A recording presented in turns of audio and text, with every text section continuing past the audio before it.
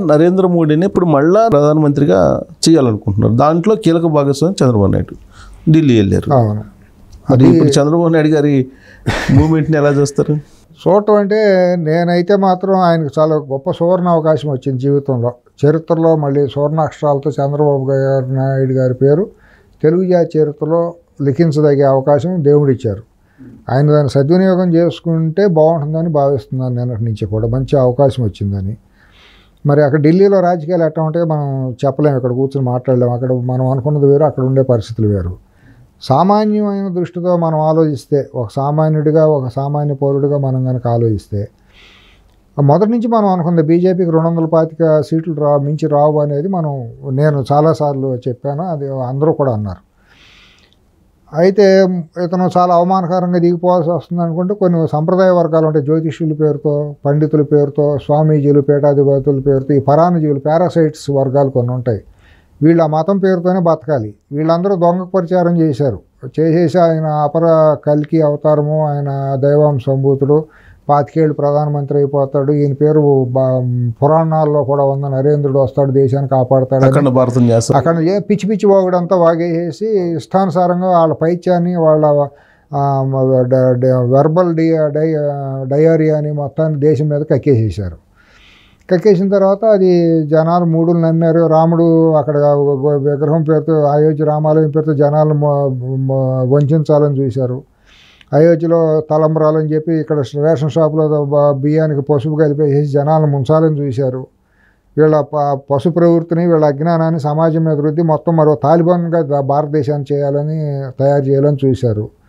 అది నిజంగా రాముడు ఉన్నాడు, శ్రీరాముడు ఉన్నాడు. రే బాబు, నా పేరుతో మీరు చేసి నేను సహించను అన్నాడు, అడ్డుకట్ట వేసాడు. 240కి మిగిల్చాడు. అది ఎక్కువ ఇచ్చాడు, ఉదారంగా 15-20 సీట్లు పొరపాటున అది ఇచ్చాడు. అది కూడా ఇవ్వకుండా ఉండి ఇంకా బాగా పండగగా ఉండేది 180 అట్టా చేసి ఉంటే. ఇవాళ మనకు వచ్చిన అవకాశం ఏంటంటేనండి, తెలుగుదేశానికి జనసేనకు వచ్చిన సీట్లు ప్లస్ నితీష్ కుమార్ గారు లాంటి వాళ్ళకి వచ్చిన సీట్లు తప్పించి వాళ్ళు ప్రభుత్వాన్ని ఏకపక్షంగా ఏర్పాటు చేయలేరు. ఇవాళ గత 10 ఏళ్ళుగా చేసిన నియంతృత్వ రాజ్యాంగేతర శక్తులుగా అప్రజాస్వామికంగా, ప్రజాస్వామ్య వ్యతిరేకంగా, చట్ట వ్యతిరేకంగా ఈ ప్రధానమైన రాజ్యాంగ వ్యవస్థల్లోనే కొన్ని వ్యవస్థలను వాడుకుని, ఇప్పుడు సిబిఐని, ఈడీని వీటిని వాడుకున్నారా, జ్యుడిషియరీని బెదిరించారా, అన్నీ చేశారా. చంద్రబాబు నాయుడు గారి మీద ఒక అవినీతి కేసు పెట్టారండి. పెడితే కేంద్రానికి తెలియకుండా పెట్టగలడా అటువంటి వ్యక్తి మీద? లండన్లో నేను వాళ్ళు చూసుకున్నారు, వాళ్ళే అరెస్ట్ చేయించారని చెప్పాడు. కానీ అది చెప్పొచ్చు, కానీ మనం నమ్ముతాం, ఇంగిత జ్ఞానం కలిగిన వాళ్ళం మనం నమ్మగలమా? చేసిన తర్వాత 53 రోజులు జైల్లో పెట్టారండి పిచ్చి కేసులో. నిజంగా అవినీతి జరిగితే రూపాయి జరిగినా మనం సమర్థించాం. తీసుకొచ్చి ఆధారం కనుక ఇదిగో పలానా రూపంగా చంద్రబాబు నాయుడు పలానా పథకంలోనో, పలానా కంపెనీలోనో, పలానా ప్రభుత్వ దీంట్లోనో అవినీతికి పాల్పడ్డాడు అని చెబితే ఎవరు ఆశీర్వదిస్తాం, ఎవరు మద్దతుతో ఇంటికి ఇస్తాము? నీ ముడి కింద 36 కేసులు పెట్టుకుని ఆధారాలతో సహా నీ కేసులు ఛార్జ్షీట్లు అయినాయి. చంద్రబాబు మీద పెట్టావు, బెయిల్ కూడా రాకుండా 53 రోజులు జైల్లో పెట్టావు. అది కూడా 36-46 ఉన్నాడు ఆయన, ఏది నిందితుడు. అసలు ముందు వాళ్ళందరూ వదిలి A34గా పెట్టారు. పెట్టిన తర్వాత కోర్టుకి ఏమన్నా నువ్వు ఆధారాలు చూపించావా? పలానా దీంట్లో స్కిల్ డెవలప్మెంట్లో ఈయనకు ₹1 వచ్చింది, ఈయన మూలాన రాష్ట్రం నష్టపోయిందని అక్కడ చెప్పావా? ఇటువంటి దగ్గర ఏబి వెంకటేశ్వరరావు మీద కూడా పెట్టి కొనను పరికరాలు కొన్నట్టు పిచ్చి కేసు ఒకటి పెట్టి హింసించారు కదా, కులకోవడంలోనే కదా. చంద్రబాబు నాయుడు గారి దాకా వస్తే సుప్రీంకోర్టు దాకా కేసు వెళ్ళిందండి. సుప్రీంకోర్టులో అంత పనికిమాలిన వాళ్ళ జడ్జిలండి ఇటువంటి కేసులు తేల్చలేక ఇద్దరు డిఫరెంట్ ఒపీనియన్స్ ఇస్తారా? వాళ్ళ విజ్ఞానాన్ని, వాళ్ళ స్థాయిని మనం ఎట్లా అంచనా వేయాలి? వాయిదాల మీద వాయిదాలు వేసి, అనుకూలమైన వాయిదాలు వేసి, బ్లాక్మెయిలింగ్లు, బార్గెనింగ్లు చేసుకునే వాయిదాలు వేస్తారా? దీని వెనకాల మోడీ లేడని సమాజం అనుకుంటుందా? దేశం రామాలయంలో ఇచ్చిన తీర్పు వెనక బీజేపీ కానీ మోడీ కానీ లేరని అనుకుంటున్నారా సమాజం? రామాలయం జడ్జిమెంట్ మీద అంతా ఇదే కదా. అయోధ్య కేసులో కేసు వేసిందండి, మీరు ఇచ్చిన తీర్పు ఏంటి?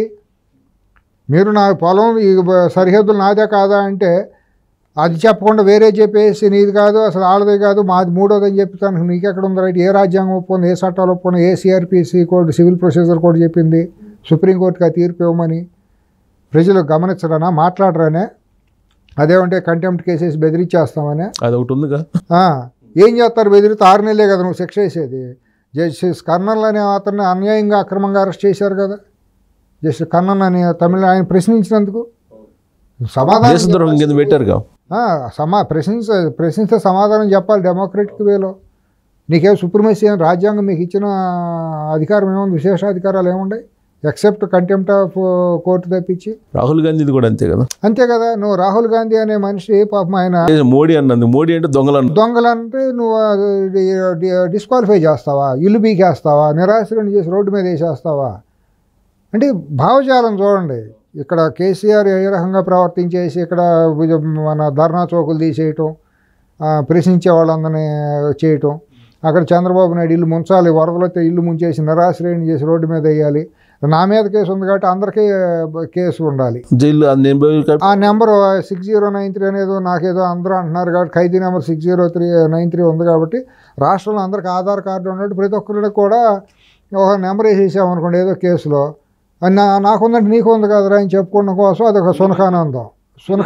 సునకానందం అది పైశాచికానందం పొందడం కోసం ఇవన్నీ గత 5 సంవత్సరాల నుంచి జరిగినాయండి. సుప్రీంకోర్టుకి వెళ్తే సుప్రీంకోర్టు ఏం తేల్చిందండి? ఇవాళ కూడా తేల్చలేదు కదా. తేల్చకుండా వ్యవస్థలను మేనేజ్ చేశాడు అనేది మనకు తెలిసిపోతుంది కదా. ఈ పరిస్థితుల్లో చంద్రబాబు నాయుడు గారికి వచ్చిన సువర్ణ అవకాశాన్ని దృష్టిలో పెట్టుకుని ఆయన కనుక ఇవాళ రేపు 8వ తారీఖు ముహూర్తాలుగా వాళ్ళు చేసుకుంటున్నారని టీవీలో చూస్తున్నాం. ఇవాళ కూడా టైం ఉంది కాబట్టి లాస్ట్ మినిట్ కూడా చేయగలరు. ఒక అల్టిమేటం ఇచ్చి without Modi and Amit Shah we can give support, otherwise we will rethink అని కనుక వీళ్ళు ఒక అల్టిమేటం ఇస్తే బీజేపీలో సగం మంది పైగా ఎంపీలు అందరూ నాయకులు, ముఖ్య నాయకులు అందరూ కూడా చంద్రబాబుని హర్షిస్తారు, కీర్తిస్తారు. నీతోనే మేము ఉన్నాం అంటారు. ఆర్ఎస్ఎస్లో కూడా ఇవాళ చెప్పుకోలేక గొంతులో మంచి బయట పడలేక రకరకాల ఇబ్బందులు పడుతున్నారు. సగం మంది నాయకులు ఉన్నారు ఇతను మోడీని వ్యతిరేకించేవాళ్ళు, అతని చర్యలను వ్యతిరేకించేవాళ్ళు. వాళ్ళందరూ కూడా వాయిస్ వస్తుంది. ఇవాళ ఈయన కనుక ఆ చర్య తీసుకుంటే నితిన్ గడ్కరీ గారినో లేకపోతే యోగి ఆదిత్యనాథ్ గారినో ఇంకెవరినో రాజ్నాథ్ సింగ్ గారిని ఎవరినైనా పెట్టచ్చు. మహనీయులు గొప్ప వాళ్ళు చాలా మంది. చంద్రబాబు నాయుడు గారి నుంచి మీకు బాగా తెలుసు కదా, ఆ సాహసం చేస్తారా? చేయలేరు. చేస్తే అని అంటున్నాం, అందుకే చేస్తే అంటున్నాం. హైపోథెటిక్గానే తప్పించి ఆయన చేయగలరని మనం అనలేము. ఆయన కూడా కంపల్షన్స్ ఉంటాయి కదా కొన్ని పొలిటికల్గా. ఢిల్లీలో ఏ ఉంటాయి, ఆయనకుండే సలహాదారులు ఉంటారు, ఆయన మీద కొన్ని ప్రెజర్స్ ఉంటాయి, ఆయన మిస్లీడ్ చేసేవాళ్ళు కొన్ని శక్తులు బయట ఉంటాయి.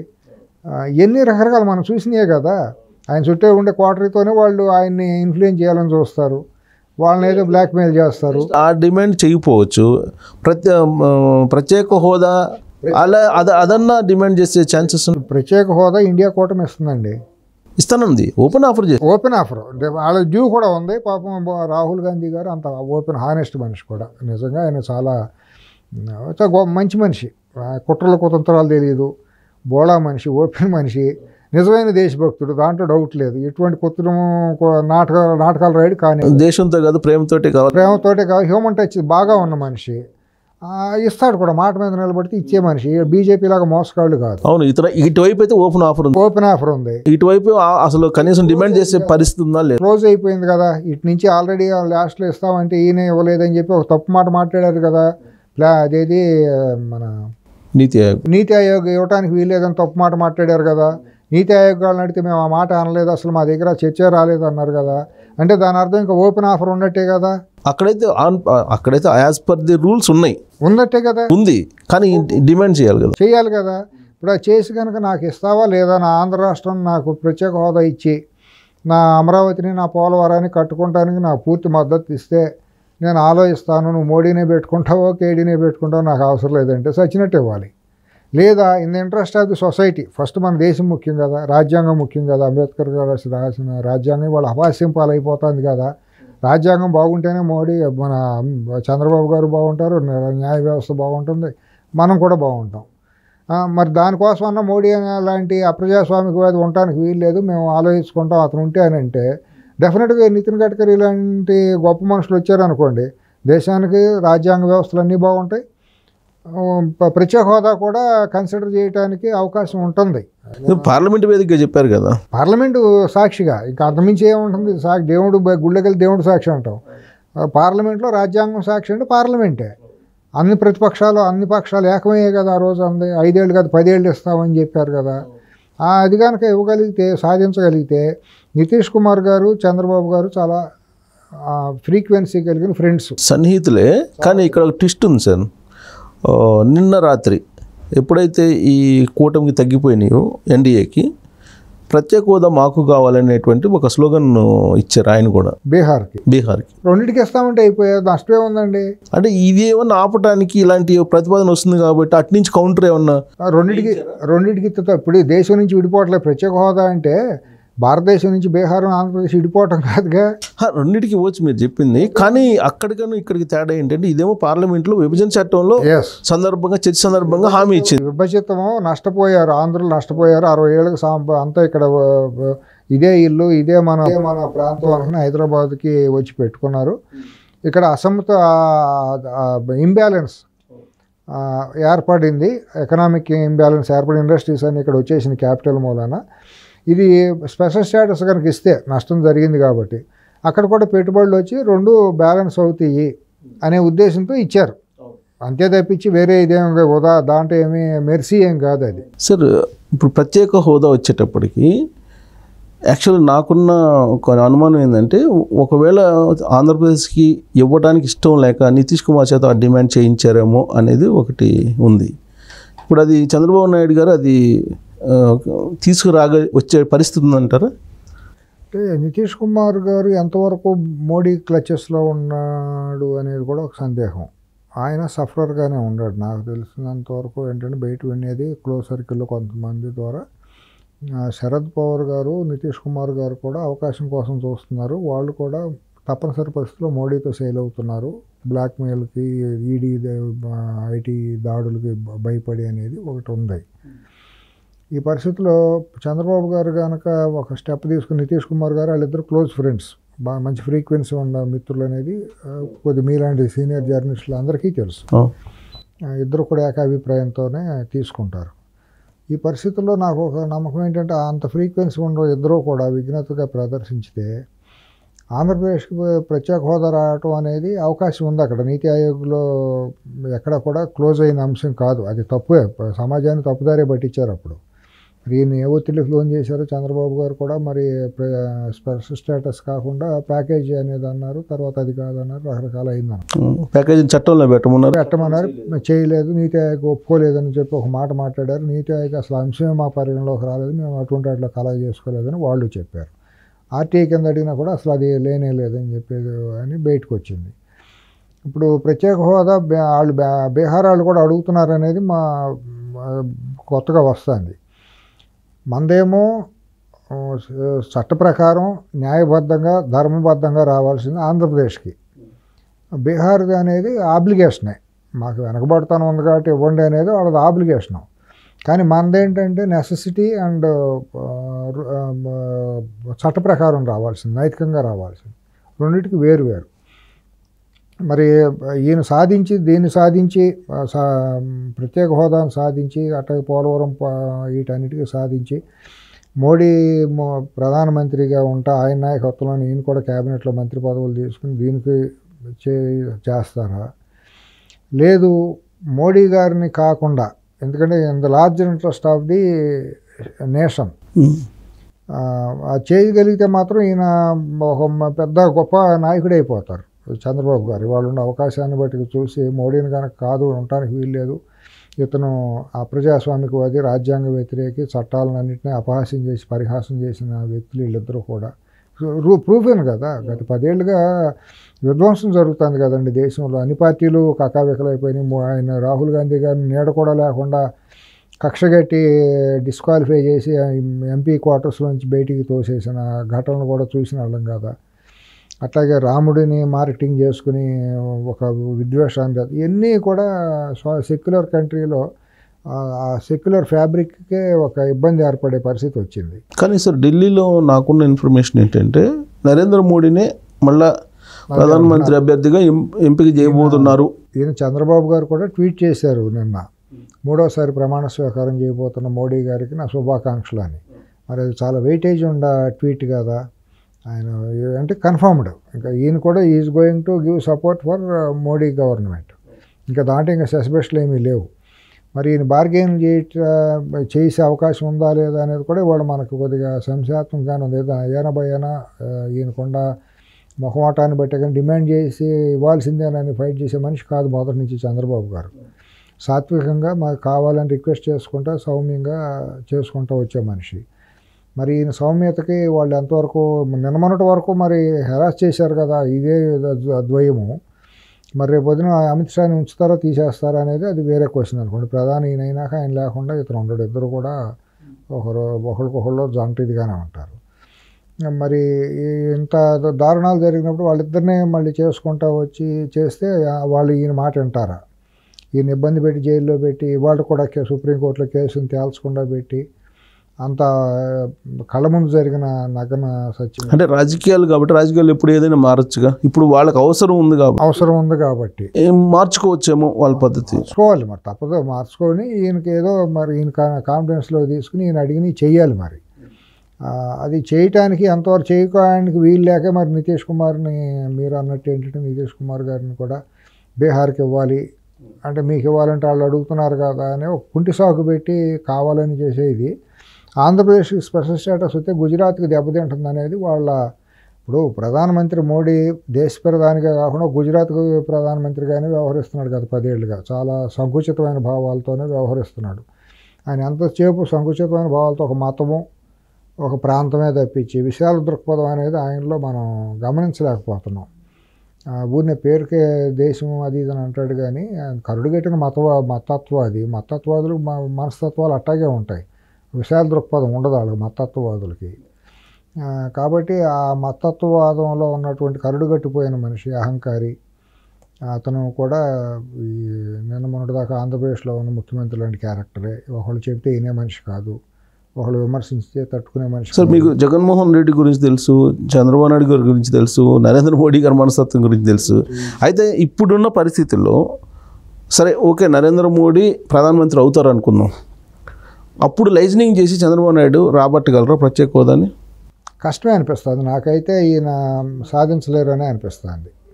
నాకైతే అవకాశాలు ఉన్నట్టు కనిపించట్లేదు ఈ పరిస్థితుల్లో మోడీ కనుకుంటే. అదే నితిన్ గడ్కరీ గారు లాంటి వాళ్ళని తీసుకొస్తే మాత్రం ఆయన సౌమ్యుడు మనిషి, మృదు స్వభావి, చట్టాలని రాజ్యాంగాన్ని గౌరవించే వ్యక్తి, నైతికతకి ధర్మానికి నిలబడే వ్యక్తి అంటే మన పరిశీలనలో. ఆయన మనకేమీ తెలుగువాడు కాకపోయినా ఆయన గత 10 ఏళ్ళుగా ఆయన అబ్జర్వ్ చేస్తా అంటే కొద్దిగా సౌమ్యుడు సోషలిస్ట్గా ఉండే మనిషి. నరేంద్ర మోడీ కాకుండా ప్రధానమంత్రి ఎవరైనా సరే ప్రత్యేక హోదా వస్తుంది, ప్రత్యేక హోదా వస్తుంది. రాష్ట్రానికి తెలుగు రాష్ట్రానికి బాగుంటుంది, 2 తెలుగు రాష్ట్రాలకి బాగానే ఉంటుంది, దేశానికే బాగుంటుంది. చంద్రబాబు గారికి కూడా వాల్యూ పెరుగుతుంది అప్పుడు. కానీ మోడీ ఆ సంకుచిత భావాలతో ఉన్న వ్యక్తి ఆ ఫ్రీక్వెన్సీ చంద్రబాబు గారికి మనస్తత్వానికి మోడీ మనస్తత్వానికి కుదిరే మనస్తత్వాలు కాదు అనేది నా అభిప్రాయం. ఇద్దరి కూడా విభిన్న ధృవాలైన. ఈయనేమో పూర్తిగా సాత్వికుడు, ట్రూ డెమోక్రాట్. ఆయనేమో టోటల్గా మతత్వవాది. నేను పట్టిన గుండెలకు 3 కాలు, నేను ఎవరి తాలా వంచను, నియంతృత్వం. అయ్యా బాబు అని దేహి అంటే నా ఇష్టం తెస్తాను లేకపోతే లేదు అనే తత్వమే తప్పించి అతనికి ఒక దేశంలో భాగం ఆంధ్రప్రదేశ్ మోసపోయింది, దగాపడింది, గత 5 ఏళ్ళుగా ఇంకా తీవ్రంగా ఇదైపోయింది అనే భావజాలం ఆయనకి లేదు. ఉండేటట్టయితే అమరావతిని ఆ రకంగా పడుకోబెట్టడు కదా. ఆయన శంకుస్థాపనకు వచ్చి చేసిన, ఆయన చేతులతో పురుడు పోసిన బిడ్డను ఆయనే చిదిమేసినట్టు అయిపోలేదా? అంత విఘ్నత ఆయనలో ఉందని నేను అనుకుంటున్నా. దేశానికి దురదృష్టవశాత్తు అటువంటి వ్యక్తి ప్రధానమంత్రి అవ్వటం మనం భరించాల్సి రావటం జరుగుతుంది. ఒకటి ఏంటంటే ఇప్పుడు నేషనల్ న్యూస్ ప్రకారం ఒక 6 కేంద్ర మంత్రులను కోరుతున్నారు చంద్రబాబు నాయుడు, ప్లస్ లోక్సభ స్పీకర్ని కూడా కోరుతున్నారు అని అంటున్నారు. అవి కనుక ఫుల్ఫిల్ చేస్తే చంద్రబాబు నాయుడు ఏం కోరారో అవి ఇచ్చినట్టు అవుతుంది. అప్పుడు ప్రత్యేక హోదా అనేది కనుక పక్కన పడితే దాన్ని జగన్మోహన్ రెడ్డి మళ్ళీ ప్రత్యేక హోదా అనే దాన్ని తీసుకునేదానికి అవకాశం లేదా? ఉంటుంది. అంటే వాళ్ళు చేయటానికి రెలవెన్స్ ఎంతవరకు ప్రజలు ఆశీర్వదిస్తారో తెలియదు. కానీ నాకు ఆ రోజు 25 మంది ఎంపీలను ఇచ్చినా కూడా బీజేపీకి ఎక్కువ మంది మెజారిటీ ఉండటం మూలాన నేను డిమాండ్ చేసి సాధించలేకపోయా. ఇవాళ మెజారిటీ ఎంపీలు ఉన్నారు, అక్కడ బీజేపీకి అవసరం ఉంది, డిమాండ్ చేస్తే వస్తుంది. నేను అంతకని ఏదైతే నేను చేయలేకపోయినా అది వాళ్ళు చేయగలిగి కూడా ఈయన చేయలేకపోయాడు చంద్రబాబు గారు. కాబట్టి ఆంధ్రప్రదేశ్ నష్టం ఈయన చేస్తున్నాడు, ఈయన మూలం జరిగింది అనే మాట కనుక కార్డు వాడితే ప్రజలు నమ్మటానికి అవకాశం బలంగా ఉంటుంది. ప్రజలు అంత ఇంగితకు నిజమే కదా, అన్నీ అతను చెప్పిన అన్ని అబద్ధాలు అలవోకగా మాట్లాడిన అసత్యాలు అన్నీ నమ్మేసి మోసపోయిన ప్రజలకు ఇంగిత జ్ఞానం తక్కువే ఉంటుంది.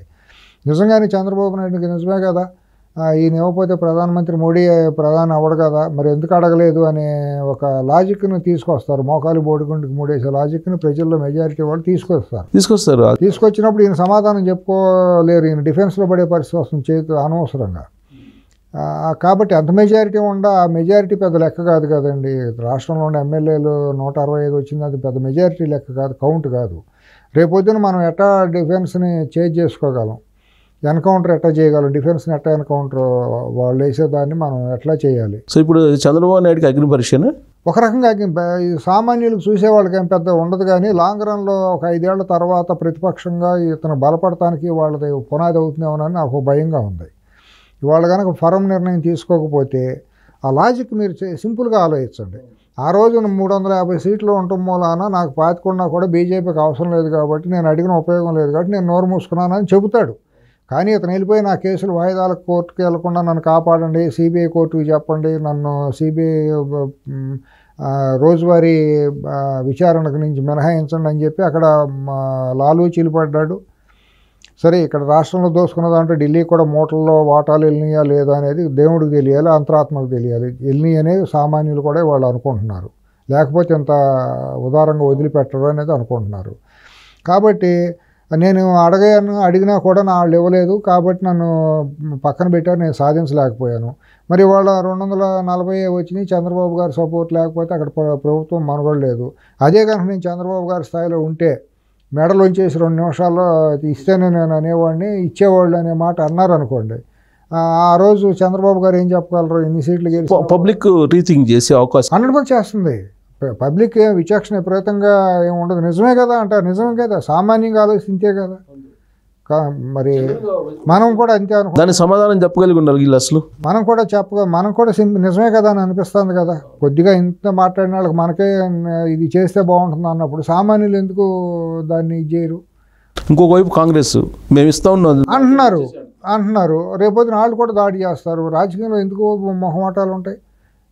చంద్రబాబు నాయుడు గారు మేము ఇస్తానన్నా కూడా రాకుండా అటు వెళ్ళాడు, ఏం సాధించాడు, తెలుగు జాతికి అన్యాయం చేశాడు, ఈయన నమ్మించి మోసం చేశాడు అన్న మాట అన్నారు అనుకోండి, ఏం చెప్పగలరు? ఈయన కమ్యూనిస్టులు కూడా వెళ్తారు కదా, కమ్యూనిస్టులు వెళ్తారు. అప్పుడు ఈయన గత 2014-19 మధ్యలో యూ టర్న్లు, వై టర్న్లు, ఎక్స్ టర్న్లు అన్నీ చేశారు కదా. ప్రత్యేక హోదా అని, స్పెషల్ స్టేటస్ అని, మళ్ళీ ఢిల్లీ వెళ్ళి ధర్నాలు చేయటం ఇవన్నీ చేశారు కదా, అర్ధరహితంగా చేశారు కదా. అవన్నీ మళ్ళీ రివీల్ అవుతాయి కదా. కంక్లూజన్ లేకుండా అక్కడ మన క్రెడిబిలిటీ పోయే పరిస్థితి వచ్చింది. అది కదా మా మైనస్ అయింది. ప్రజల్లో నమ్మకం కోల్పోయి 151 సీట్లు ఒక పనికిమాలిన వ్యక్తికి ఇవ్వడానికి కారణం ఈయన చేసిన కొన్ని తప్పులే కదా.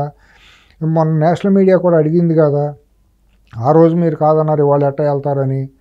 సరే, రాష్ట్రం ఇంట్రెస్ట్ కోసం వెళ్తానని అన్నారు. వాళ్ళ రాష్ట్రం ఇంట్రెస్ట్ ఏముంది, మీకు వచ్చింది మరి సాధించండి. రాష్ట్రం interest of the state I'm sailing with NDA అని చెప్పి మొన్న ఆయన ఒక జర్నలిస్ట్ ఇంటర్వ్యూలో చంద్రబాబు గారు అన్నారు కదా, రాజ్దీప్ సర్దేశాయి అడిగిన దాంతో అన్నారు కదా. అవును, అసలు పవన్ కళ్యాణ్ కూడా రాష్ట్ర ప్రయోజనాలేనని ఆయన అన్నారు కదా. స్లోగన్ అదే కదా, ఆయనే కదా, నేను మెడలోంచి తీసుకొస్తాను, రాష్ట్రాన్ని కాపాడుకుంటానని అన్నారు కదా. మీ ఇద్దరిది కామన్ ఎజెండా, కామన్ ఆబ్జెక్ట్స్ ఒకటే అయినప్పుడు మీరు మెడలోంచి రాష్ట్ర అభివృద్ధి కోసమే, నేను రాష్ట్ర ప్రయోజనాల కోసమే నేను ఎన్డీఏలో చేరుతున్నాను, మద్దతు ఇస్తున్నానని చంద్రబాబు గారు అన్నప్పుడు మరి వాళ్ళు తీసుకోండి. రాష్ట్ర ప్రయోజనాలు ఓపెన్గా ఆఫర్గా ఉంది. మరి స్పెషల్ స్టేటస్ ప్రజల్లో చిరకాల వాంచి కూడా అదే కదా, హైదరాబాద్లో ఉన్న ఆంధ్రలో చిరకాల వాంచి కూడా అదే కదా.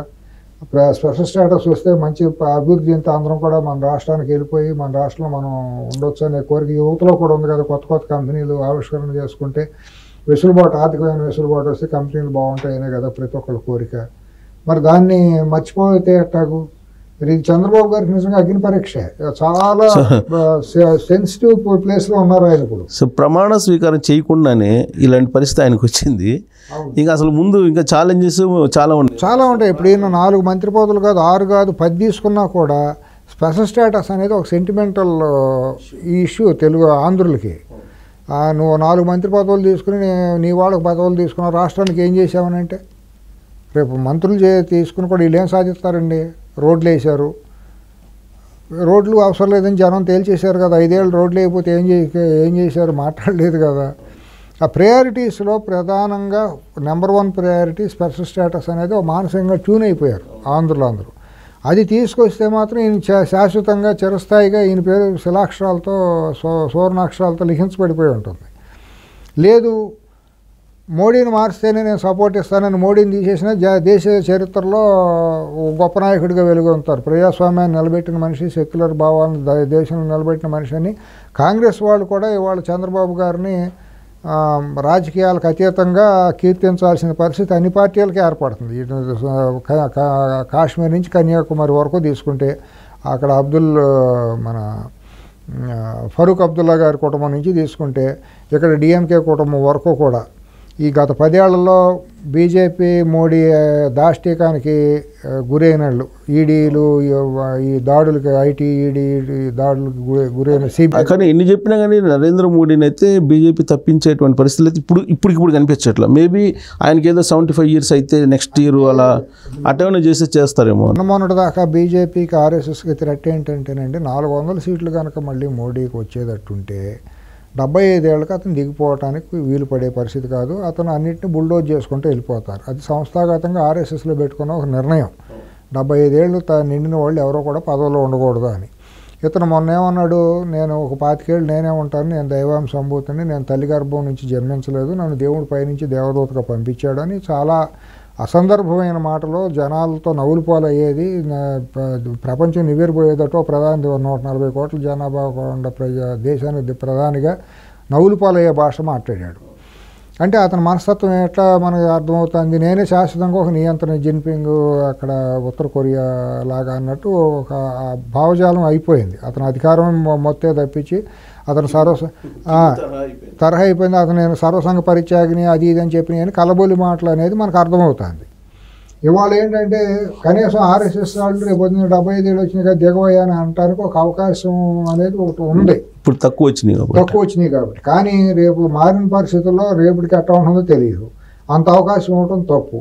ఒక మంచి అవకాశం, సువర్ణ అవకాశం దేశ భద్రత కోసం వచ్చినప్పుడు దేశ భవిష్యత్తు, దేశ రాజ్యాంగం అనేది చాలా గొప్పది కదా. మనకి దేవాలయం లాంటిది కదా, పార్లమెంటు దేవాలయం అయితే రాజ్యాంగం మనకు పవిత్ర గ్రంథం లాంటిది కదా.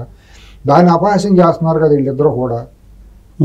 మరి దీన్ని కాపాడాల్సిన బాధ్యత వాడు గొప్ప సంఘ గతంలో సర్దార్ వల్లభాయ్ పటేలు, భగత్ సింగ్, బోసు, సుభాష్ చంద్రబోసు, మహాత్మా గాంధీ, నెహ్రూలు ఎంత గొప్పవాళ్ళు. ఆ స్థాయికి చంద్రబాబు అంతే. నేను అంత గొప్పవాడని అనట్లేదు, కానీ ఇవాళ కనుక ఇవాళ సమకాలీన రాజకీయాల్లో ఇలాంటి మార్పు వస్తే ఆ స్థాయిలో గుర్తింపు వస్తుంది. సేవర్ అవుతారు కదా, డెమోక్రటిక్ సేవర్గా మిగిలిపోతారు కదా. ఇటువంటి మనిషిని ఒక ప్రపంచ స్థాయిలో మోడీ అనే మనిషి మసకబారిందా లేదా, నవ్వులపాలు అయ్యాడా లేదా, ఒక ప్రాంప్టర్ లేకుండా మాట్లాడలేని పరిస్థితుల్లో, ఇంగ్లీషు రాదు అతనికి, గుజరాతీ, హిందీ తప్పించి వేరే 3వ భాష రాదు, సరే ఏ సబ్జెక్ట్ మీద అవగాహన లేదు.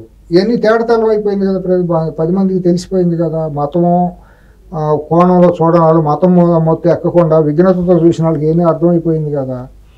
దేశం వాళ్ళు అలకలోలమైన పరిస్థితిలో ఉంది కదా. భూమిని పైకి మేడిపొండులాగా ఏదో వీళ్ళు మీడియా ద్వారా భ్రమింప చేస్తున్నారు. కానీ అది ఢిల్లీలో ఉన్న నేషనల్ మీడియా, లేకపోతే ఇక్కడ సోషల్ మీడియా, ఆర్ఎస్ఎస్ బీజేపీలో ఉన్న సోషల్ మీడియా ప్లాట్ఫామ్ల ద్వారా లేనిపోయింది క్రియేట్ చేస్తున్నారు. కానీ మీరు గ్రాస్ రూట్లో కనుక ఆర్థికంగా అంశాలు, అన్ని అంశాలు చూస్తే కుక్కలు చింపిన విస్తరలాగా చాలా అస్తవ్యస్తంగా ఉందండి కంట్రీ. ఇలాంటి సమయంలో చంద్రబాబు నాయుడు స్టెప్ తీసుకుంటే మంచిదని అనుకుంటున్నాము. రకంగా గొప్ప ఇది ఉన్నాయి, చరిత్రగా నిలిచిపోతాడు. తెలుగువాడిగా కూడా మనం గౌరవించి శాశ్వతంగా భారతదేశంలో ఒక తెలుగువాడిగా కూడా ఈ మార్పు తీసుకొచ్చిన మనిషి అని మనం చెప్పుకుంటా అనుకుంటుంది. ఆయన చరిత్రలో మిగిలిపోతారు. దాని ద్వారా రాష్ట్రానికి కూడా ఇంకా మేలు జరుగుతుంది. 4 మంత్రి పదవులు తీసుకుని, 6 మంత్రి పదవులు తీసుకున్నా, 10 తీసుకున్నా, స్పీకర్ తీసుకుని నీకు వచ్చే లాభం కంటే కూడా ఒక నియంత్రణ పక్కన జరిపేసి ఒక ప్రజాస్వామ్యాన్ని పునరుద్ధరించి తర్వాత రాష్ట్రానికి ఎంతకంటే డబ్బులు వస్తుంది. ఆ రోజు ఈయన చిటికేస్తే దేశం మొత్తం ఈయన వెనక నడుస్తుంది. ప్రత్యేక హోదా కదా, అన్ని హోదాలు వస్తాయి. కాబట్టి ఆ కోణాలు ఆలోచిస్తారని. అంటే బీజేపీలో ఇంటర్నల్ ఇష్యూ కాబట్టి అది ఇంటర్నల్ ఇష్యూలో కూడా 10 ఏళ్ళ నుంచి సఫికేట్ ఫీల్ అవుతున్న వాళ్ళు చాలా మంది ఉన్నారు. అదే వాళ్ళు డిసిషన్ తీసుకోవాలంటే తీసుకునే అవకాశం ఈయన కలెక్ట్ చేస్తే తప్పకుండా తీసుకుంటారు. అక్కడ నుంచి వ్యతిరేకత మొదలైపోయింది. ఒక పిన్ వేసి ఈయన నితీష్ గారు మాట్లాడుకుని కనుక ఒక చిన్న బాల్ అటు వేస్తే ఆ బాల్ని వాళ్ళే కొట్టుకుంటారు. 8వ తారీఖు ప్రమాణ స్వీకారం అవుతుందో లేదో కాలమే నిర్ణయించాలి. కానీ ఇప్పుడు నితీష్ కుమార్కి ఈయనకే డీవియేషన్ తీసుకొచ్చేలాగా చేశారు కదా. ఇప్పుడు స్పీకర్ విషయంలో కూడా, లోక్సభ స్పీకర్ విషయంలో ఆయనేమో మాకు కావాలంటున్నారు, ఎవరు నితీష్ కుమార్. చంద్రబాబు గారేమో మాకు కావాలి. ఇది అల్పమైన విషయం అనుకుంటాను సిఎస్ గారు. ఇప్పుడు మంత్రి పదవులు కానివ్వండి, స్పీకర్ పదవి ఈ పరిస్థితుల్లో చాలా అల్పమైనవి. విశాలమైన 140 కోట్ల భారతీయులు, విశాలమైన భారతదేశం భవిష్యత్తును మనం కనుక ఊహించి ఒక బాధ్యత కలిగిన రాజకీయ నాయకుడిగా, పరిణితి చెందిన రాజకీయ నాయకుడిగా, 40 సంవత్సరాల అనుభవం ఉన్న రాజకీయ నాయకుడిగా దరిదాపుగా నితీష్ గారు, చంద్రబాబు గారు సమకాలీనులుగానే. అవును, వాళ్ళు ఎన్డీఏలో కలిసి పనిచేశారు, కన్వీనర్గా చేశారు. నేషనల్ క్యాన్వాస్ మీద, పొలిటికల్ క్యాన్వాస్ మీద ఇద్దరు కూడా లెజెండ్సే. వాళ్ళిద్దరూ ఆ స్థాయిలో ఆలోచించాలి. అంతేగాని స్పీకర్ పదవి వాళ్ళ స్థాయిలో చాలా అల్పమైనవి, తుచ్చమైనవి. ఇది కూడా స్పెషల్ స్టేటస్ ఇద్దరు అడుగుతున్నారు, స్పీకర్ ఇద్దరు అడుగుతున్నారు. అంటే ఇది వీళ్ళిద్దరి మధ్య క్లడ్జెస్ ఏమన్నా పెట్టిన, అది కూడా నీచమైనవి. ఆ స్థాయిలో ఇద్దరు ఆలోచించాలని నేను అనుకుంటున్నాను, విఘ్నత కలిగిన వాళ్ళు. అది కాకుండా అంతకంటే ఉన్నతంగా ఇంకొక మెట్టు పైకి ఎక్కి కనుక కిందకు చూసి ముందు అర్జెంటుగా ఈ పర్సన్ ఇక్కడి నుంచి తొలగించాలి, వీళ్ళిద్దరిని ఇక్కడ తొలగిస్తే చాలు దేశం బాగుంటుంది అన్నప్పుడు మీ 2 రాష్ట్రాలకి స్పెషల్ స్టేటస్ వచ్చేస్తుంది. స్పీకర్ ఇదే కాదు, అసలు మీరే రాజగురువులుగానూ కింగ్ మేకర్లుగా అయిపోతారు. అయిపోయినప్పుడు మీ చేతిలోనే దేశం ఉంటుంది, రాజ్యం ఉంటుంది. స్పెషల్ దేశం మొత్తాన్ని మీ చేతిలోనే ఉన్నప్పుడు మీ 2 రాష్ట్రాలు ఏంటి, మీరు ప్రాంతీయవాసులు కాదు, అప్పుడు విశాలమైన మనుషులుగా అవుతారు కదా, దేశానికే నేతలు అవుతారు కదా, దేశంలో భాగాలే కదా బీహార్, ఆంధ్రప్రదేశ్. కాబట్టి ఆ స్థాయిలో వీళ్ళు ఆలోచించాలి. కానీ ఇంకా షార్ట్ సైటెడ్గా ఆలోచిస్తే వాళ్ళ స్థాయిని వాళ్ళు తగ్గించుకున్న వాళ్ళు అవుతారు. అది నేను బట్ ఇద్దరు కలిసి మరి ఇట్లాంటి ఒపీనియన్ వ్యక్తం చేయడానికి ధైర్యం చేస్తారా? అంటే నేను గత 1986 నుంచి కొద్దిగా రాజకీయాలను సన్నిహితంగా గమనిస్తున్న వ్యక్తిగా, నాకు చిన్న వయసు నుంచి కూడా నేను చూస్తున్న వ్యక్తిగానండి సిఎస్ గారు. మీకు తెలియదు కాదు, మీడియాలో వచ్చే వార్తలన్నీ నిజమని మనం నమ్మటానికి వీల్లేదండి. నేను 1986 నుంచి ప్రింట్ మీడియాలో నేను చూస్తూ వచ్చేవాడిని. పత్రికల్లో వచ్చే వార్తలు వేరు, తెర వెనక అంతఃపురంలో జరిగే విషయాలు వేరుగా ఉంటాయి. ఈ పత్రికల్లో చదివినవన్నీ చూసి నిజమైన ప్రజలు, అమాయక ప్రజలు నమ్ముతూ ఉంటారు. అక్కడ పాలసీ మేకర్స్ డెసిషన్స్ వేరుగా ఉంటాయి. అంతఃపురంలో రాజుల దగ్గర ఉండే రాజగురువులు, వాళ్ళకి ఉండే ఇన్ఫ్లుయెన్సర్లు, పాలసీ మేకర్లు, వాళ్ళు ఇచ్చే సలహాలు, వాళ్ళు తీసుకునే నిర్ణయాలు వేరుగా ఉంటాయి. జరగాల్సిన తెర వెనక జరిగిపోతూ ఉంటుంది. బయటకు వచ్చేవన్నీ అప్రస్తుతమైనవి, పనికిమాలినవన్నీ వార్తలుగా, కథనాలుగా వస్తూ ఉంటాయి. కాబట్టి నేను ఇవాళ కూడా వాళ్ళు ఇద్దరు విఘ్నత మీద నాకు ఒక నమ్మకం ఉంది. విశాలమైన దృక్పథంతో చేస్తారని భావిద్దాం పాజిటివ్గా. మరి చంద్రబాబు గారు పాజిటివ్గా ఆలోచించని అందరితో అనేవారు కదా, ఇప్పుడు కూడా అంటారు కదా, అమ్మ పాజిటివ్గా ఆలోచిస్తున్నామని. మనం కూడా పాజిటివ్గానే ఆలోచిద్దాం ఆయన దృక్పథంతో. అట్లా ఉంటుందని భావిద్దాం, ఆశిద్దాం. ఆయన యాక్చువల్గా 99 నుంచి 2004 వరకు చాలా కీ రోల్ ప్లే చేశారు ఢిల్లీలో. ఆ గుర్తింపు ఇప్పటికి కూడా ఉంది. అబ్దుల్ కలాం లాంటి వాళ్ళని రాష్ట్రపతిని చేయటం ఇవన్నీ చేశారు.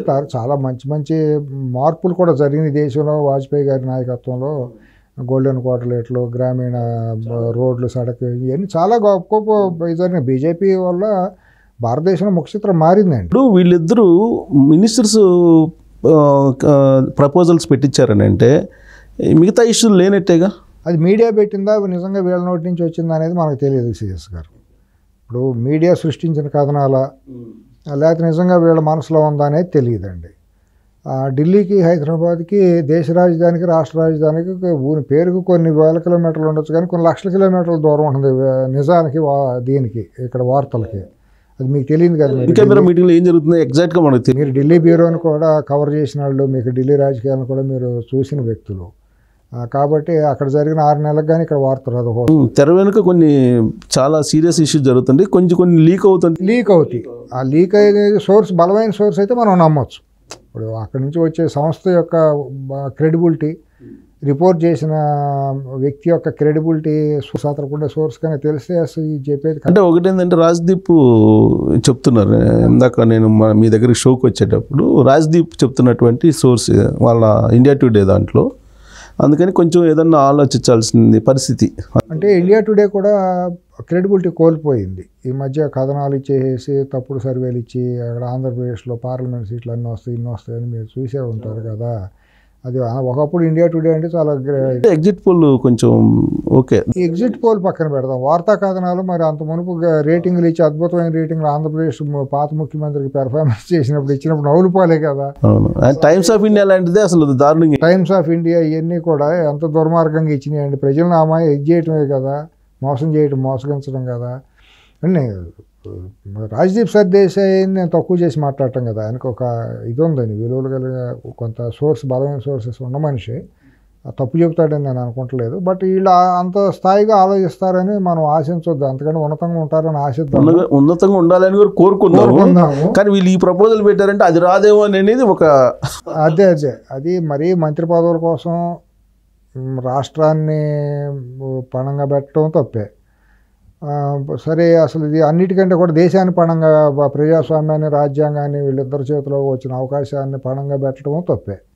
నిజంగా అది కత్తి మీద సాములు అనేది భవిష్యత్తులో వీళ్ళకి ఒక అగ్ని పరీక్ష. ఇప్పుడు అసలు అక్కడ తీసుకునే డెసిషనే ఇప్పుడు మళ్ళీ ఆంధ్రప్రదేశ్లో వైఎస్ఆర్ కాంగ్రెస్ పార్టీ పునరుజ్జీవం ఉంటుందా లేదా సమాధి అయిపోద్దా అనేది చాలా మళ్ళీ గరికని మొలిపించినట్టు అవుతుంది. కూకట వేళతో తీసేయాల్సిన విషవృక్షం అది. ఆ విషవృక్షం కనుక మళ్ళీ మొలకైతే మళ్ళీ చిగురిచ్చిందంటే మాత్రం చంద్రబాబు గారు చేతిలో చేసింది చారిత్ర తప్పిదం అవుతుంది. మళ్ళీ అది మళ్ళీ కనుక మొలకెత్తిందంటే మళ్ళీ రాష్ట్రం పెట్టుబడి పెడతానికి ఎవరు రారండి.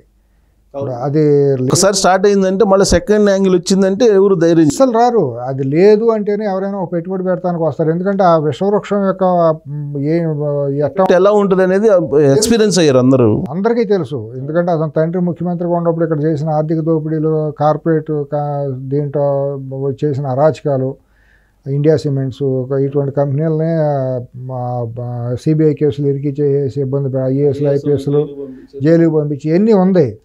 ఇప్పుడు కూడా 5 ఏళ్ళలో ₹1 పెట్టుబడి పెట్టిన కార్పొరేట్ కంపెనీ ఎక్కడ ఆంధ్రప్రదేశ్లో లేదు. కియా లాంటిదే రన్ చేయాలంటే భయపడి వెళ్ళిపోయారు. అమర్ రాజా లాంటి అంతర్జాతీయ ఖ్యాతి పొందిన కంపెనీనే అక్కడి నుంచి పలాయనం చేసింది. ఇంకా చాలా కంపెనీలు బయటకు వచ్చేసినాయి. ఇవాళ కొత్త రాష్ట్రం వచ్చింది, మెజారిటీ వచ్చింది అన్న తర్వాత మేము వస్తాము అని ఒక ఆశలతో కొంతమంది నిన్న మొన్న కూడా మెట్టెక్ జోన్ లాంటి వాళ్ళు ధైర్యం చేసి ట్వీట్ చేశారు. ఇటువంటి పరిస్థితుల్లో మళ్ళీ అక్కడ ఆ విషబీజాలని కోటవేళతో తీసేయకుండా మళ్ళీ ఇటువంటి అవకాశాలు ఇస్తే, దీర్ఘదృష్టితో ఆలోచించకుండా కనుక అవకాశాలు ఇస్తే, అది రేపొద్దున మొలకెత్తి దీన్ని కనుక లాజికల్గా కనుక మళ్ళీ మన మీద విసిరితే మనం ఆ వల్ల చిక్కుకుని కొట్టుకునే పరిస్థితి వస్తే, సమాధానం చెప్పుకోలేని ప్రజలకి ముందు కనుక దోషిగా నిలబడే పరిస్థితి దురదృష్టం వస్తే అది రాష్ట్రానికి పెను ప్రమాదం. స్పెషల్ స్టేటస్ కంటే కూడా ఎక్కువ నష్టం జరుగుతుంది. స్పెషల్ స్టేటస్ వస్తే లాభం ఎంత అనుకుంటున్నామో, ఆ విశ్వవృక్షం కనుక నెక్స్ట్ 5 years తర్వాత ఇంకా ఉంది అని కనుక ఎగ్జిస్టెన్స్లో కనుక ఉంటే మాత్రం, పొలిటికల్ ఎగ్జిస్టెన్స్లో ఉంటే మాత్రం దానికంటే 4 రెట్లు నష్టం జరుగుతుంది సమాజానికి. ఓకే, సో ఇలాంటి పరిస్థితుల్లో ముళ్ళకి రేటు అనే దాన్ని పెట్టుకునే పరిస్థితి ఉంది జగన్ చంద్రబాబు నాయుడికి.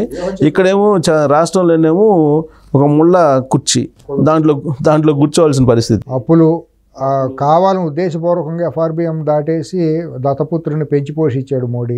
ఒక వికృత శిశువుని పెంచి పోషించాడు. ఆ వికృత శిశువుని దత్తత తీసుకున్నాడు ఆ వికృత పురుషుడు. కాబట్టి ఈ వికృతానికి మరి ఆయన పరిపాలనలో చేయటం అనేది కత్తి మీద సాములాంటిది చంద్రబాబు గారికి. ఆయన ఇచ్చిన హామీలు నెరవేర్చాలి. మరి ఆయన ఇచ్చిన మేనిఫెస్టోలో ఇచ్చిన హామీలు 6 ఇది గ్యారంటీస్ అవన్నీ అమలు జరపాలి. కేంద్ర సహాయం కావాలి. దాదాపు 1,70,000 కోట్లు అవుతాయి. కేంద్ర ప్రభుత్వం సహకరించాలంటే ఎంతో సహకరిస్తుంది. అన్ని రాష్ట్రాలకు ఇవ్వాలి, కానీ మీకు ప్రత్యేకంగా ఎందుకు ఇవ్వాలి? మరి అక్కడంటే పెంచి పోషించారు. మన తెలుగుదేశాన్ని దెబ్బ కొట్టడం కోసం అక్కడ ఆ పార్టీని పెంచి పోషించారు. సరే, లక్కీగా దేవుడి దయ వల్ల ప్రజలు రియలైజ్ అయ్యారు, చైతన్యం చూపించారు, వాళ్ళు విచక్షణ జ్ఞానాన్ని చూపించారు. 55% ప్రజలు ఏకపక్షంగా తీర్పు ఇచ్చారు. దాన్ని జాగ్రత్తగా వాడుకోవాల్సిన బాధ్యత చంద్రబాబు గారి మీద ఉంటుంది. మరి చంద్రబాబు గారు విఘ్నత కలిగిన మేధావుల్ని పెట్టుకునే సలహాదారులుగా, డైనమిక్గాను ధైర్యంగా యాక్షన్ చేయగలిగే టీమును కూడా పక్కన పెట్టుకోవాలి. రెండు మిక్స్ చేసుకోవాలి. కానీ చంద్రబాబు నాయుడు గారి నైజం, ఆయన పరిపాలన ఎలా ఉంటుంది అనేది మనకు తెలుసు కదా. తెలుసు. ఇప్పుడు దానికన్నా భిన్నంగా ఆయన పరిపాలన చేస్తాడని నమ్మకం ఉందా మీకు? నమ్మకం అంటేనండి, ఇప్పుడు ఆయనకి భవిష్యత్తులో పార్టీని బతికించుకోవాలన్నా, కార్యకర్తలను బతికించుకోవాలన్నా, మరి కార్యకర్తలే ప్రాణం కాదండి ఏ పార్టీకైనా. అమాయకులు కార్యకర్తలు, వాళ్ళు ఏం పదవులు ఆశించేవాళ్ళు కదా. పిచ్చితో, జెండా మీద పిచ్చితో చేస్తూ ఉంటారు. వాళ్ళని ఒక తండ్రిలాగా కాపాడాల్సిన బాధ్యత పార్టీ అధ్యక్షుడిదే. మరి వాళ్ళకి భద్రత ఏర్పాటు చేయాల్సిన ఇది కూడా ఉంటుంది. రాష్ట్రాన్ని బాగు చేయాలనే తపన ఆయనలో ఉంది. ఇప్పుడు కూడా నో డౌట్ భారతదేశంలో ఒక పెద్ద అసెట్ లాంటిది ఆయన. అటువంటి లీడర్, విజన్ కలిగిన లీడర్ ఉండడం చాలా అరుదుగా ఉంటుంది. అంటే మనకు పెరట్లో మొక్కలాగా అయిపోయాడు చంద్రబాబు నాయుడు, మనకు పెరట్లో మొక్కలాగా అయిపోయాడు. కానీ ఇతర రాష్ట్రాలకు ఆయన అంటే ఒక ఇతర దేశాల్లో కూడా ఆయనకి పేరు ఉంది. ఇక్కడ పెరట్లో మొక్క ఎందుకు అయ్యాడంటే ఆయన చేసే ఇండెక్సివ్ పాలసీస్ మనం దగ్గరగా చూస్తాం మూలాన అది మనకు బయటపడుతుంది. దాని నుంచి బయటకు రావాలనే మనం మొదటి నుంచి కోరుకుంటున్నాం. కోరుకుని ఒక రైతు గొప్పవాడా కాదా అనేది చెప్పాలంటే సిఎస్ గారు ఆయన పొలం చూసి చెప్పవచ్చు. పొలం మీద వెళ్తా అంటే పొలంలో కలుపు మొక్కలు ఏమీ లేకుండా పైరు పచ్చగా ఉంటే ఎవరే ఈ రైతు అని అంటాం. రైతు బిడ్డగా మనం చెప్పండి, మీకు తెలియదు ఏముంది. వెళ్తా అంటే మొత్తం కలుపు తొంగ ఓదా మొలిసిపోయి పంట కనిపించు ఎవడ రీడు పనికి మాలినట్టు రైతు అంటాం. అవును, జనరల్గా అంటాం కదా. ఇంతే సింపుల్. ఇక్కడ కూడా మనం ఇదే అప్లై చేసుకుని రాష్ట్రంలో ఈ కలుపు మొక్కలను కనుక ఏరేసే కార్యక్రమం పెట్టకుండా కనుక ఉపేక్షిస్తే మాత్రం ఆయన పనికి మాలిన రైతులాగానే ఇదవుతాడు. ఈ కలుపు మొక్కలు ఏరేసి రాష్ట్రాన్ని సుభిక్షంగా ఉండాలనుకుంటే నిర్దాక్షిణ్యంగా చాలా పటిష్టమైన నిర్ణయాలు తీసుకుని రాజకీయంగా చేయాలి, దీర్ఘదృష్టితో ముందుకెళ్ళాలి, పార్టీని బతికించాలి. అంటే పార్టీని వారసత్వంగా ఆయన కొడుకేస్తారా అది కాదు మనం అనేది, మళ్ళీ దాన్ని అట్లా అనుకుంటారు. పార్టీ అనేది ముఖ్యం. పార్టీకి ఎవరు వస్తే ఏముందో తర్వాత ఆయన తర్వాత వారసులు ఎవరో ఒకళ్ళు వస్తారు. ముందు ఆయన ఉన్నంతకాలం ఆయనే నాయకుడు. ఆయన ఉంటేనే రాష్ట్రం బాగుంటుందనే నిర్ణయంతోనే ప్రజలందరూ పాపం మళ్ళీ నమ్మి తప్పు చేసాం పశ్చాత్తాపడ్డామని మళ్ళీ తీర్పు ఇచ్చారు, నువ్వే కావాలని ఇచ్చారు.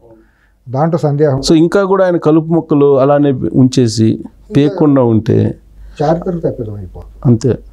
మళ్ళీ ఇంకెవరు ఆయన కలుపు మొక్కలు పీకేంత ధైర్యం ఆయనకు ఉండదు లేదు అనేది చాలా మందిలో ఉన్న అభిప్రాయం. ఇప్పుడు ఆయనకి 75 ఏళ్ళు అండి. రేపు ఈ 5 ఏళ్ళు అయితే దాదాపు 80వ పడిలో పడతారు. తర్వాత కనుక ఒకవేళ మిస్ఫైర్ అయింది అనుకుందాం, ఉన్నాయి మనం కోరుకుంటాం కాదు, మిస్ఫైర్ అయ్యి మళ్ళీ అదే విషవృక్షం ఏదో వచ్చింది అనుకుందాం, అప్పుడు పార్టీని నడపడం ఎంత కష్టం అయిపోతుంది. పార్టీ తర్వాత సంగతి రాష్ట్రం పరిస్థితి ఏమైపోతుంది. తర్వాత ఫైట్ చేసే కాకపోతే ఇవాళ మేరు పర్వతం లాగా చంద్రబాబు నాయుడు లాంటి మనిషి ఉండటం మూలాన ప్రజలకు నమ్మకం ఏర్పడింది. ఆయన కూడా కష్టపడ్డారు, నిరంతరం కష్టపడ్డారు. ఆయన ఉండారనే ధైర్యంతోనే కార్యకర్తలు అందరూ కూడా బయటకు వచ్చారు. బయటకు వచ్చి ఆయన్ని అనుసరించారు. మరి అది రేపు తర్వాత ఏంటి పరిస్థితి ఇవన్నీ కూడా ఆయన ఆలోచించుకోవాలి. రాష్ట్రం మనం కూడా బాధ్యతగానే ఆలోచిస్తాం. మనం కూడా రాష్ట్రం మీద జాతి మీద 2 రాష్ట్రాల్లోనూ బాగుండాలని మనం కోరుకుంటాం. 2 రాష్ట్రాలు తెలుగు జాతి బాగుండాలి. మనం ఒకళ్ళకొకళ్ళు వరకపోరు ఏమీ లేదు కదండి. తెలుగు జాతి బాగుండాలి, అందరూ బాగుండాలి, సమాజం బాగుంటే నెక్స్ట్ తరాలకి మళ్ళీ మనం కొంచెం ఆరోగ్యకరమైన సమాజాన్ని ఇద్దామనే ఒక ఆలోచన తప్ప ఏముంటుంది. ఏముంది ఏంటి పదవులా లేకపోతే మనకి. ఇప్పుడు ఒకటేంటంటే మనం ఇల్లు కట్టేటప్పుడు కానీ ఏదైనా సరే ఫ్రెష్గా కట్టడం అనేది ఈజీ. ఉండదాన్ని కూల్ చేసి మళ్ళీ కట్టడం అనేది ఖర్చు డబ్బులు అవుతుంది, అనుకున్న విధంగా రాదు కూడా. సింపుల్ ఆర్కిటెక్ట్ చెబుతారు, ఒక ఇంటిని ఆల్టర్ చేయడంలో అందం రాదు, డబ్బు ఖర్చు ఎక్కువ అవుతుంది. కొత్తగా కట్టడంలో చాలా ఈజీ, అనుకున్న విధంగా కట్టవచ్చు. ఇప్పుడు దీని పునర్నిర్మాణం పునాదులు అట్టాగా ఉంటే దాన్ని మళ్ళీ మనం చక్కదిద్దుకోవడం చాలా కష్టమైన పని. నాకు ఒక ఐఏఎస్ తెలిసిన ఆయన మాట్లాడారు, అసలు 2019 నుంచి ఇప్పటి వరకు జరిగింది ఏం జరిగిందో తెలుసుకోవడానికే చంద్రబాబు నాయుడు నీరు పైన పట్టిద్దని అంటున్నారు. ఏం జరిగినా అవినీతి, అసలు అకౌంటబిలిటీ లేదు. 5 సంవత్సరాలుగా కాగుకి రిపోర్ట్ సబ్మిట్ చేయలేదు. ఫైనాన్షియల్ డేటా కానీ ఎకనామిక్ డేటా ఏది కూడా సబ్మిట్ చేయలేదు. ఇక్కడ ఏం జరుగుతుందో కాగుకే తెలియదు. కాగ్ అనేది ఒక రాజ్యాంగ స్వయం ప్రతిపత్తి కలిగినటువంటి సంస్థ. వాళ్ళ మాటలనే పెడచేయమని పెట్టారు. ఆఖరికి సుప్రీంకోర్టు తీర్పులు కూడా పెడచేయమని పెట్టిన ఘటన మనం చూసాం కదా. ఏమవుతుంది మేము చేయకపోతే చూసుకోండి అంటే నిజంగానే ఇటువంటి వాళ్ళు వస్తారని ఆ రోజు అంబేద్కర్ గారు లాంటి వాళ్ళు కళ్ళకి అనలేదేమో. అవును, లేదంటే ఒక క్లాస్ పెట్టుండేవారు. మరి ఏం చేస్తారు దానికి? నిజంగానే అడ్వాన్స్ ఇరిగేషన్ ఏం చేస్తామని సుప్రీంకోర్టు చేసి ముఖ్యమంత్రిని అరెస్ట్ చేసి కంటెంప్ట్ కేసు పెడతాడా? లేదుగా. నా మీద పెడితే చీఫ్ సెక్రటరీని వేసుకుని నన్ను ఏం చేస్తావు అనే పరిస్థితిగా. వాళ్ళు అంత దిగజారిన వాళ్ళు, వాళ్ళకి అన్నీ తెలుసు. దొంగ క్రిమినల్కి, నేరస్తుడికి రాజ్యాంగంలో లోపాలు అన్నీ తెలుసు. తెలిసినట్టుగా అధికారం వచ్చింది అనుకోండి ఇంకెంతైనా ఆడుకుంటాడు రాజ్యాంగంతో చట్టాలతో. అదే జరిగింది 5 ఏళ్ళు.